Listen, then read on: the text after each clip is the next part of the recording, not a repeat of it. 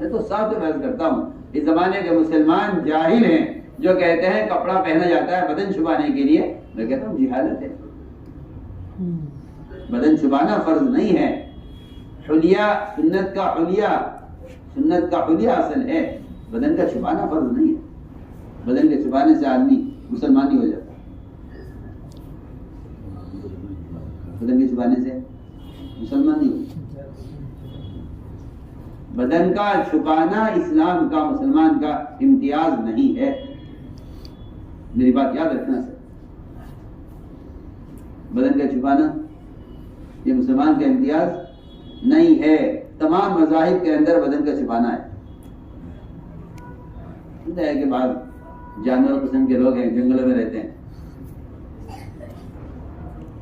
ورنہ کسی مذہب میں بھی آپ دیکھیں گے کہ نہیں ملے گا کہ بدن کا چھپانا نہیں ہے. ہر مذہب بدن کا چھپانا ہے. ہر مذہب میں جب بدن کا چھپانا ہے تو بدن کا چھپانا یہ مسلمان کا امتیاز نہیں ہے, مسلمان کی خصوصیت نہیں ہے. مسلمان کا حلیہ جو ہے اتباع سنت میں یہ مسلمان کا امتیاز ہے. یہ مسلمان کا امتیاز ہے. ورنہ سچی بات یہ ہے کہ ہر پھل کا تعارف اس کے چھلکے سے ہوتا ہے, ایسے مسلمان کا تعارف اس کے حلیے سے ہوتا ہے. اس کی جو حدیث ہے نا کہ قرب قیامت کی علامات میں سے ہے کہ نام پوچھ کر سلام کیا جائے گا, میں سمجھتا ہوں اس حدیث کا مطلب ہی یہی ہے. مجھے اس کے علاوہ اس سے بہتر اس حدیث کا کوئی معنی سمجھ نہیں آتا.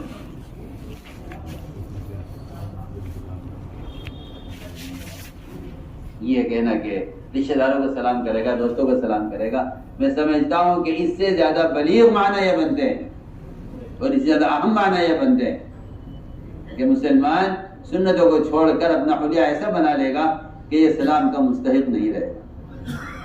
پہلے معلوم کرنا پڑے گا آپ کون ہیں, پھر سلام کرنا پڑے گا. اس حدیث کا مطلب میں یہ سمجھتا ہوں, کیونکہ فساق پر قیامت قائم کی جائے گی. فساق پر قیامت قائم کی جائے گی.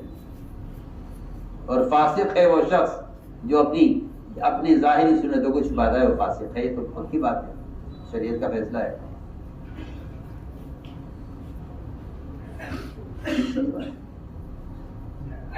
فاسق ہے جو کیا کرتا ہے, سنتوں کو چھپاتا ہے. خود کی بات ہے.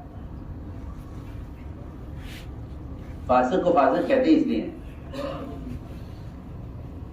فاسق کو فاسق کہتے ہی اس لیے ہیں کہ وہ مسلمانوں کے درمیان چھپ کر رہنا چاہتا ہے. اس کو فاسق اسی لیے کہتے ہیں. وہ اسی حدیث میں چوہے کو کہا گیا ہے کیونکہ چوہا گھر میں چھپ کر رہتا ہے. حدیث میں چوہے کا نام کیا ہے؟ جی ہاں, فاسق کی تصغیر ہے. چھوٹا فاسق کہا ہے کس کو؟ چوہے کو. جی وہ چھپ کر رہتا ہے گھر کے اندر. تو میں نے عرض کی ہے ایک بات ضروری, یہ مسلمان کا امتیاز اتباع سنت سے ہے, کیونکہ ہر پھل کا تعارف اس کے چھلکے سے ہے. ہر پھل کا تعارف جب چھلکا پھٹ جاتا ہے, چھلکے کے پھٹتے ہی یہاں سے پھل کا گودا سڑنا شروع ہوتا ہے. آپ جانتے ہیں, پتہ نہیں کتنے آپ کے اندر پھلوں کے کاروبار کرنے والے ہوں گے. پیٹیوں کے اندر ایسا پھل مضبوط پیٹی میں بھیجا جاتا ہے کہ چوٹ لگنے سے جو خراب ہو جائے اس کو مضبوط پیٹی میں رکھا جاتا ہے تاکہ اس کو چوٹ نہ لگے ورنہ خراب ہو جائے. چھلکا پھٹ جائے گا تو پھر گودا سڑے گا. اور میں یہی کہنا چاہتا ہوں کہ آپ یہ مت سمجھیے کہ آپ کے عقائد کی حفاظت عقائد سے ہے. آپ کے عقائد کی حفاظت اس سنت کے حلیے سے ہے جس کو آپ کو اہمیت نہیں دیتے, جس کو آپ کو اہمیت. اس لیے میں عرض کر رہا تھا کہ لوگ سمجھتے ہیں کہ لباس بدن چھپانے کے لیے ہے. میں کہتا ہوں لباس بدن کا چھپانا ہر مذہب میں ہے، ہر مذہب میں لباس بدن کو چھپانے کے لیے ہے، اسلام میں لباس سنت کی احیاء کے لیے اور سنت کے احیاء کا تعارف کرانے کے لیے۔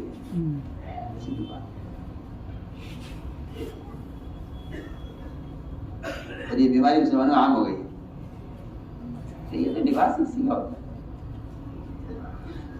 آپ مجھے بتائیے، اگر کوئی عام آدمی پولیس کا لباس پہن کر کھڑا ہو جائے ٹریفک کے چوراہے پر تو اس کے اشارے پر ہر ایک رک جائے گا، اور اگر کوئی پولیس کا بڑے سے بڑا آدمی عام لباس پہن کر کھڑا ہو جائے سڑک کے چوراہے پر تو کچھ لوگ پاگل کہیں گے، اس کو اشارہ سنے گا نہیں۔ میں کہتا ہوں اس زمانے کے مسلمانوں کا حشر یہی ہے،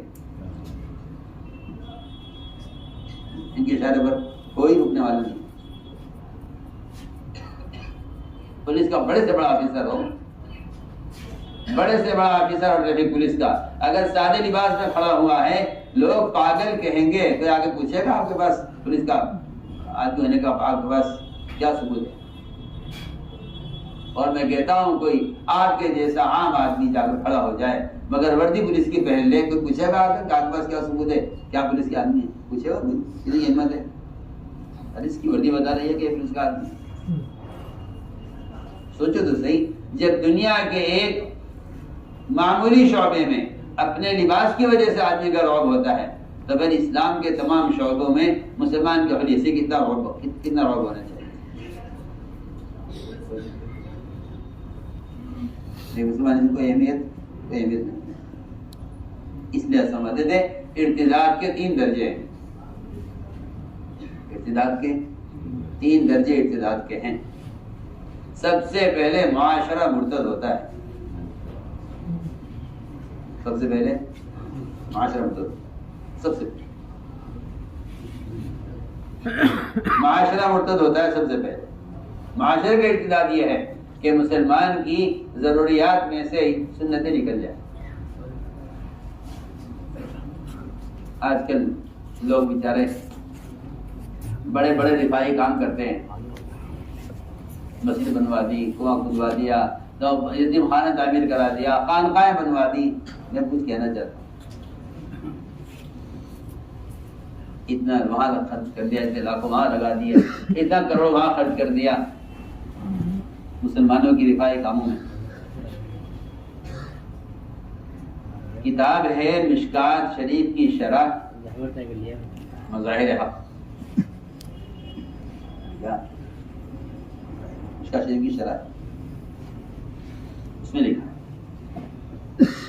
اس میں یہ لکھا ہوا ہے کہ حضور اکرم صلی اللہ علیہ وسلم کی وفات کے بعد سے لے کر قیامت تک ساری دنیا کے مسلمان اگر ان رفاعی کاموں کے اندر اخلاص سے اللہ کی رضا کے لیے مال خرچ کریں، ان خیر کے کاموں میں زوایا بنائیں، خانقاہیں بنائیں، مسجدیں بنائیں، کنویں کھدوائیں، یتیم خانے تعمیر کرائیں، لکھا ہے علماء نے کہ ان تمام چیزوں کے اندر وہ انوارات اور ان تمام چیزوں کے اندر وہ اجر اور ثواب نہیں ہے جو النور اور ثواب حضور صلی اللہ علیہ وسلم کے سنت کے مطابق استنجا کرنے میں۔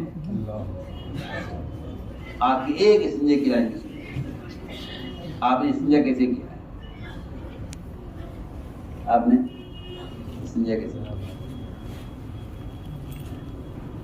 اس کا آپ کے طریقے استنجے کا جو نور ہے اور آپ کے طریقے استنجے کے عمل کا جو اجر ہے، یہ سارے قیامت تک آنے والے مسلمان ساری دنیا میں مسجدیں بنا لیں، خیر کے کام سارے کر لیں، لکھا ہے اسی طرح لکھا ہے، زوایا بنائیں، خانقاہیں بنائیں، مدارس بنائیں، ان سب کے وہ انوارات نہیں۔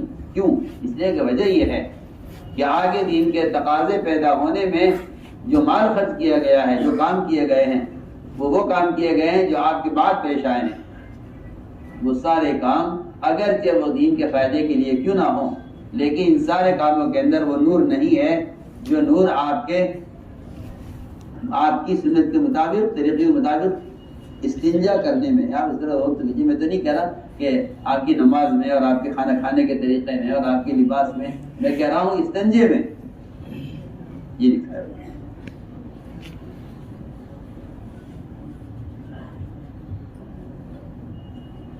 اس لیے میں عرض کرنا چاہتا ہوں یہ باطل کبھی کوشش نہیں کرے گا کہ آپ نماز نہ پڑھیں، آپ روزہ نہ رکھیں، آپ زکوٰۃ نہ دیں، آپ حج نہ کریں، سارے کام کریں۔ باطل کا تقاضا یہ ہے اور باطل کی کوشش یہ ہے کہ آپ ہمارے جیسے بن کر سب کام کرو جی، تاکہ معلوم ہو کہ ہم ہیں، یہ نہ معلوم ہو کہ مسلمان ہیں۔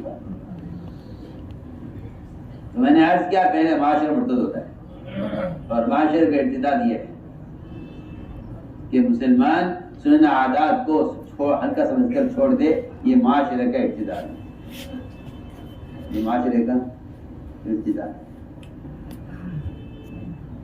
اس لیے فرمایا ایک سنت کے احیاء پر 100 شہیدوں کا اجر ہے۔ وہ احیاء پر ہے، اتباع پر نہیں ہے، میں احیاء کہہ رہا ہوں۔ احیاء یہ ہے کہ آپ مخالف سے مخالف ماحول میں سنت پر عمل کریں۔ کیونکہ میں کسی شادی میں ہوں، کسی فنکشن میں ہوں، کسی تقریب میں ہوں، کسی دوست کے یہاں ہوں، کسی یہودی نصرانی کے یہاں ہوں، کسی مشرک کافر کے یہاں آیا ہوا ہوں، تو میں اتنی دیر کے لیے محمد صلی اللہ علیہ وسلم کو امتی ہونے سے خارج نہیں ہو گیا۔ لیکن کچھ کہنا چاہیے